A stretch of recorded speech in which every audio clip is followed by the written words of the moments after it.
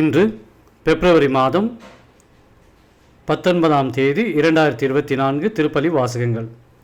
இந்த திருப்பலி வாசகத்தின் பதிலுரை பாடல் பல்லவியாக ஆண்டவருடைய வார்த்தைகள் வாழ்வு தரும் ஆவியை கொண்டிருக்கின்றன. தவக்காலம் முதல் வாரம் திங்கட்கிழமை.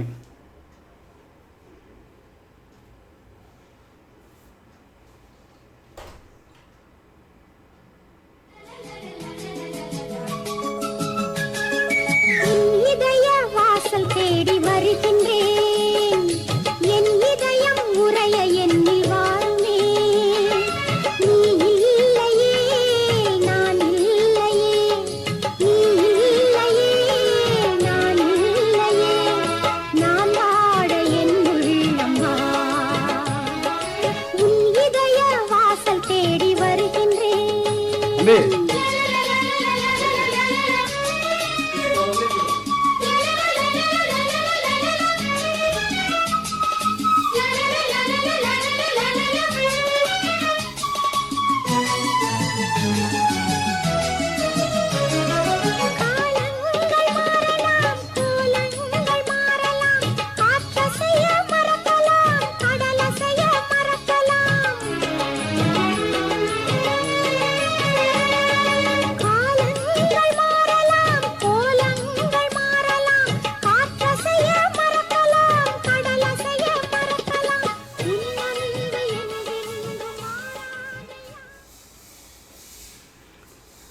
முதல் வாசகம். உனக்கு அடுத்து வாழ்வோருக்கு நேர்மையுடன் நீதி வழங்கு. லேவியர் நூலிலிருந்து வாசகம். அதிகாரம் 19 இறைவசனம் 1 முதல் 2 மற்றும் 11 முதல் 18 முடிய.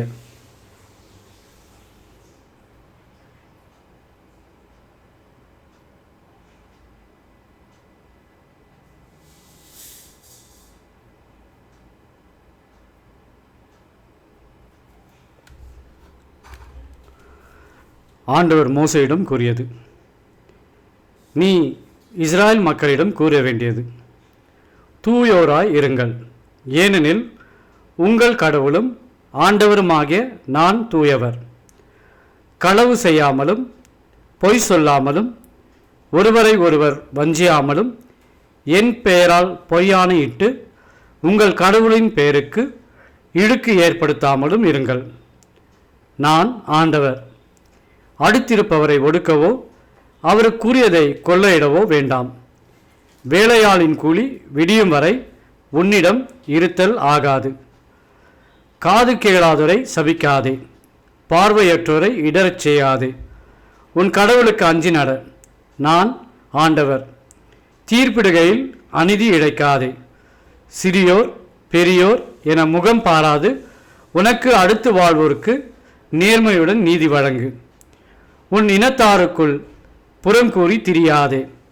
உனக்கு அடுத்து வாழ்பவரின் குருதி பழிக்கு காரணம் ஆகாதே. நான் ஆண்டவர். உன் சகோதரரை உன் உள்ளத்தில் பகைக்காதே. உனக்கு அடுத்தவர் பாவம் செய்யாதபடி அவரை கடிந்து கொள். பழிக்கு பழியென உன் இனத்தார் மேல் காழ்ப்பு கொள்ளாதே. உன் மீது நீ அன்பு கூறுவது போல் உனக்கு அடுத்திருப்பவர் மீதும் அன்பு கூர்வாயாக. நான் ஆண்டவர்.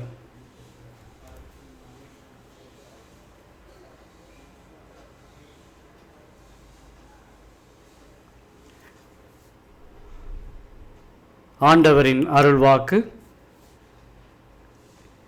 இறைவனுக்கு நன்றி.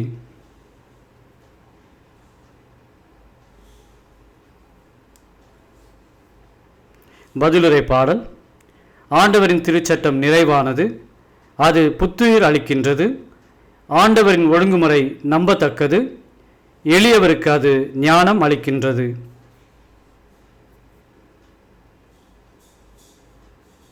பல்லவி. ஆண்டவருடைய வார்த்தைகள் வாழ்வு தரும் ஆவியை கொண்டிருக்கின்றன. ஆண்டவரின் நியமங்கள் சரியானவை, அவை இதயத்தை மகிழ்விக்கின்றன. ஆண்டவரின் கட்டளைகள் ஒளிமயமானவை, அவை கண்களை ஒளிர்விக்கின்றன.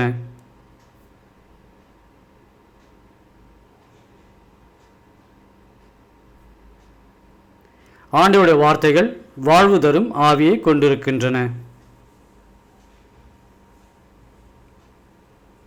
ஆண்டவரை பற்றிய அச்சம் தூயது, அது எந்நாளும் நிலைத்திருக்கும். ஆண்டவரின் நீதி நெறிகள் உண்மையானவை, அவை முற்றிலும் நீதியானவை.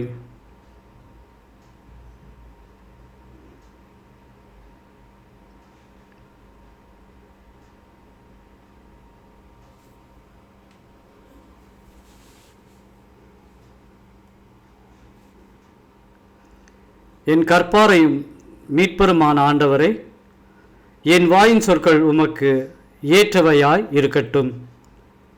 என் உள்ளத்தின் எண்ணங்கள் உமக்கு உகந்தவையாய் இருக்கட்டும்.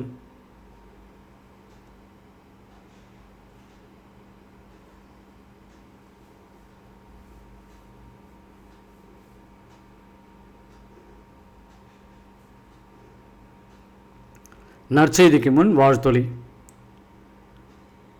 இதுவே தகுந்த காலம், இன்றே மீட்பு நாள்.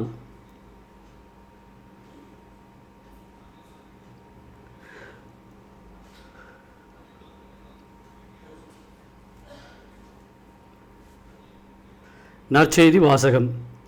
மிக சிறியோராகிய என் சகோதரர் சகோதரிகளுள் ஒருவருக்கு நீங்கள் செய்ததெல்லாம் எனக்கே செய்தீர்கள்.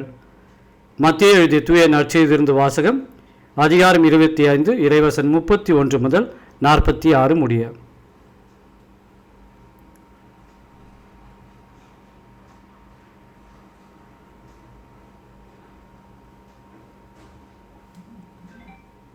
அக்காலத்தில் இயேசு தம் சீடர்களை நோக்கி கூறியது: வானதூதர் அனைவரும் புடைசூழ மானிட மகன் மாட்சியுடன் வரும்போது தம் மாட்சிமிகு அரியணையில் வீற்றிருப்பார்.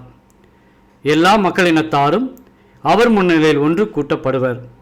ஓர் 1000 செம்மறி ஆடுகளையும் வெள்ளாடுகளையும் வெவ்வேறாக பிரித்து, செம்மறி ஆடுகளை வலப்பக்கத்திலும் வெள்ளாடுகளை இடப்பக்கத்திலும் நிறுத்துவது போல் அம்மக்களை அவர் வெவ்வேறாக பிரித்து நிறுத்துவார்.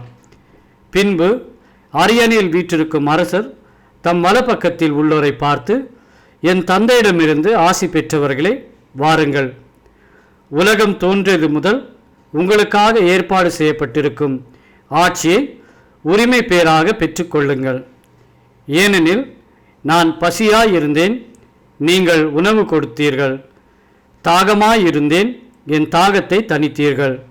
அந்நியனாக இருந்தேன், என்னை ஏற்றுக்கொண்டீர்கள். நான் ஆடையின்றி இருந்தேன், நீங்கள் எனக்கு ஆடை அணிவித்தீர்கள். நோயுற்றிருந்தேன், என்னை கவனித்துக் கொண்டீர்கள். சிறையில் இருந்தேன், என்னை தேடி வந்தீர்கள் என்பார். அதற்கு நேர்மையாளர்கள், ஆண்டவரே, எப்போது உம்மை பசியுள்ளவராக கண்டு உணவளித்தோம், அல்லது தாகமுள்ளவராக கண்டு உமது தாகத்தை தணித்தோம்? எப்பொழுது உம்மை அந்நியராக கண்டு ஏற்றுக்கொண்டோம், அல்லது ஆடை இல்லாதவராக கண்டு ஆடை அணிவித்தோம்? எப்பொழுது நோயுற்றவராக அல்லது சிறையில் இருக்க கண்டு உம்மை தேடி வந்தோம் என்று கேட்பார்கள். அதற்கு அரசர், மிக சிறியோராகிய என் சகோதர சகோதரிகளுள் ஒருவருக்கு நீங்கள் செய்ததெல்லாம் எனக்கே செய்தீர்கள் என உறுதியாக உங்களுக்கு சொல்லுகிறேன் என பதிலளிப்பார். பின்பு இடப்பக்கத்தில் உள்ளோரை பார்த்து, சபிக்கப்பட்டவர்களே, என்னிடமிருந்து அகன்று போங்கள். அலகைக்கும் அதன் தூதருக்கும் ஏற்பாடு செய்யப்பட்டிருக்கிற என்றும் அணையாத நெருப்புக்குள் செல்லுங்கள். ஏனெனில் நான் பசியாயிருந்தேன், நீங்கள் எனக்கு உணவு கொடுக்கவில்லை. தாகமாயிருந்தேன், என் தாகத்தை தணிக்கவில்லை. நான் அந்நியனாயிருந்தேன், நீங்கள் என்னை ஏற்றுக்கொள்ளவில்லை. ஆடையின்றி இருந்தேன், நீங்கள் எனக்கு ஆடை அளிக்கவில்லை. நோயுற்றிருந்தேன், சிறையில் இருந்தேன், என்னை கவனித்துக் கொள்ளவில்லை என்பார். அதற்கு அவர்கள், ஆண்டவரே, எப்பொழுது நீர் பசியாகவோ தாகமாகவோ அந்நியராகவோ ஆடையின்றியோ நோயுற்றோ சிறையிலோ இருக்க கண்டு உமக்கு தொண்டு செய்திருந்தோம் என கேட்பார்கள். அப்பொழுது அவர், மிக சிறியோர் ஆகிய இவர்களுள் ஒருவருக்கு நீங்கள் செய்ததெல்லாம் எதையெல்லாம் செய்யவில்லையோ அதை எனக்கும் செய்யவில்லை என உறுதியாக உங்களுக்கு சொல்லுகிறேன் என பதிலளிப்பார். இவர்கள் முடிவில்லா தண்டனை அடையும், நேர்மையாளர்கள் நிலைவாழ்வு பெறவும் செல்வார்கள். ஆண்டவரின் அருள்வாக்கு. கிறிஸ்துவே உமக்கு புகழ்.